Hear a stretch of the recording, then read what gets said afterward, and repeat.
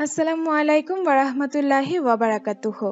সুপ্রিয় বন্ধুরা, শুধু বাংলাদেশ না, দুনিয়াব্যাপী সেকুলারদের একটা বয়ান হচ্ছে ফ্রান্স হচ্ছে গণতন্ত্র এবং লিবার্টি বা স্বাধীনতার ধারক বাহক একটি দেশ। আসলেই কি তাই? তাহলে চলুন জেনে নেই গণতন্ত্রের ফেরিওয়ালা ফ্রান্সের সকল ধান্দালি সম্পর্কে। তাই ভিডিওটি না টেনে শেষ পর্যন্ত দেখতে থাকুন। আর আপনি যদি আমাদের চ্যানেলে নতুন হয়ে থাকেন তাহলে আমাদের চ্যানেলটি সাবস্ক্রাইব করে ঘন্টাটি বাজিয়ে দিন। ফ্রান্স টিকেই আছে আফ্রিকাকে শোষণ করার মধ্য দিয়ে। এটা গোপন কিছু না, সময়ে সময়ে ফরাসিরা নিজেরাও এটা স্বীকার করে।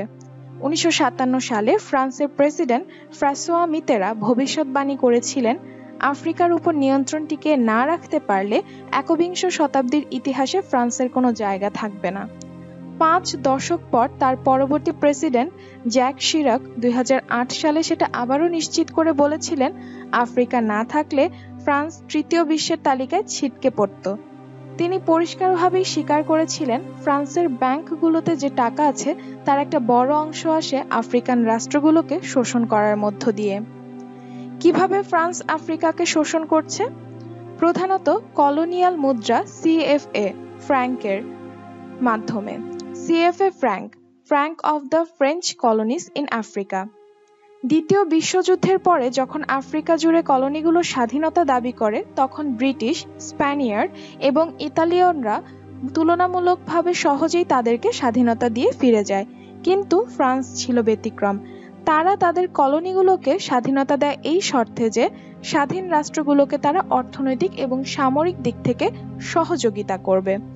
সামরিক ক্ষেত্রে এই সহযোগিতার অর্থ ছিল ফরাসি সেনাবাহিনী স্বাধীনতার পরেও আফ্রিকান রাষ্ট্রগুলোতে অবস্থান করবে, তাদের পুলিশ এবং সেনাবাহিনীকে প্রশিক্ষণ দেবে। বিনিময়ে রাষ্ট্রগুলোকে তাদের সকল অস্ত্র ক্রয় করতে হবে কেবলমাত্র ফ্রান্সের কাছ থেকে। আর অর্থনৈতিক ক্ষেত্রে এই সহযোগিতার অর্থ ছিল স্বাধীন রাষ্ট্রগুলোকে তাদের মুদ্রা হিসেবে ব্যবহার করতে হবে সিএফএ ফ্র্যাঙ্ক। শুধু তাই না, রাষ্ট্রগুলোর যে কোনো প্রাকৃতিক সম্পদ উত্তোলনের ক্ষেত্রে, যে কোনো বড় প্রজেক্ট বাস্তবায়নের ক্ষেত্রে আগে ফ্রান্সকে প্রস্তাব দিতে হবে। সিএফএ ফ্র্যাঙ্ক মুদ্রাটি নিয়ন্ত্রণ করে ফ্রেঞ্চ ট্রেজারি ডিপার্টমেন্ট, আর সে কারণে আফ্রিকায় ফ্রান্সের 14টি সাবেক কলোনিকে আজও তাদের ফরেন রিজার্ভের অর্ধেক, আগে ছিল 65%, তারও আগে 85% জমা রাখতে হয় ফ্রেঞ্চ ট্রেজারির কাছে। দেশ চালানোর জন্য তাদের যদি অতিরিক্ত অর্থের প্রয়োজন হয় তাহলে তাদেরকে সেটা ঋণ নিতে হয় ফ্রান্সের কাছ থেকেই, এবং সেই ঋণের সুদ শোধ করতে করতেই তাদের বাকি জীবন অতিবাহিত হয়। চক্রে আটকা পড়ে যায় তাদের জীবন। ভাবতে পারেন আফ্রিকান রাষ্ট্রগুলো কেন এই ব্যবস্থা মেনে নিচ্ছে? কেন তারা এই সিস্টেম থেকে বেরিয়ে আসার চেষ্টা করছে না? উত্তরটা হচ্ছে, অনেকেই চেষ্টা করেছিল, তাদের পরিণতি ভালো হয়নি। স্বাধীনতার পর সেকু তুরের নেতৃত্বে গিনি ফ্রান্সের আধিপত্য মেনে নিতে রাজি হয়নি। 1960 সালে তারা ফ্রাঙ্ক জোন ছেড়ে বেরিয়ে যায়। প্রতিশোধমূলক ব্যবস্থা হিসেবে ফ্রেঞ্চ সিক্রেট সার্ভিস জাল মুদ্রা সরবরাহ করে গিনির অর্থনীতি পুরোপুরি ধ্বংস করে দেয়। সিলভানাস অলিম্পিওর নেতৃত্বে টোগোও স্বাধীনভাবে পথ চলার উদ্যোগ নেয়।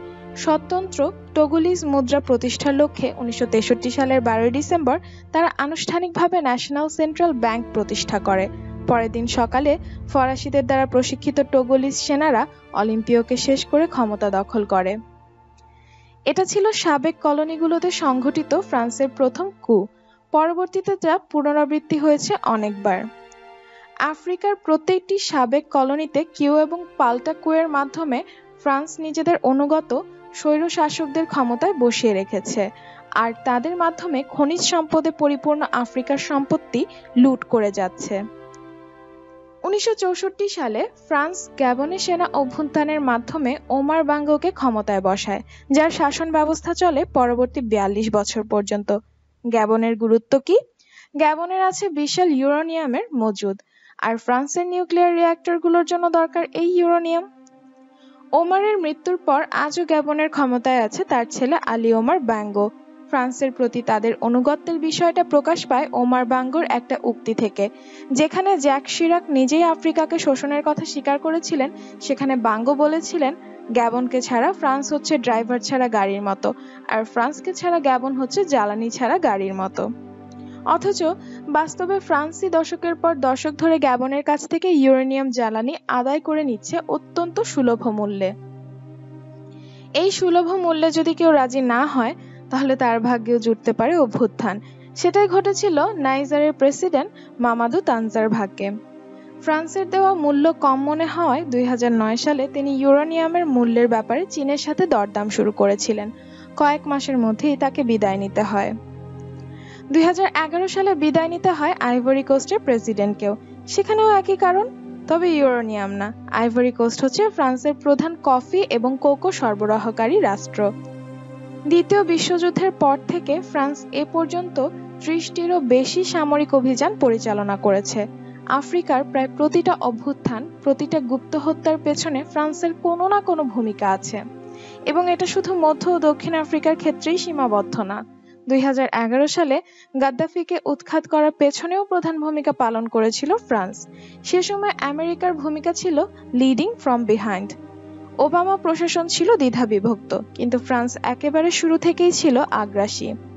ফ্রান্সই সর্বপ্রথম লিবিয়ায় বিদ্রোহীদেরকে স্বীকৃতি দিয়েছিল। ফ্রান্সই জাতিসংঘের রেজলিউশন ড্রাফট করেছিল এবং সেই রেজলিউশন পাশ হওয়ার আগেই ফ্রান্স তার যুদ্ধবিমান পাঠিয়ে দিয়েছিল বেনগাজির দিকে অগ্রসর হতে থাকা গাদ্দাফির বাহিনীর উপর হামলা করার জন্য। গাদ্দাফির মৃত্যুর পরে আমেরিকা লিবিয়া থেকে নিজেকে অনেকটাই গুটিয়ে নিয়েছে, কিন্তু ফ্রান্স দিনে দিনে তার ইনভলভমেন্ট আরো বৃদ্ধি করেছে। আমেরিকার occidental oil and gas Libya ছেড়ে যাওয়ার সময় নিজেদের শেয়ার বিক্রি করে গেছে ফ্রান্সের টোটালের কাছে।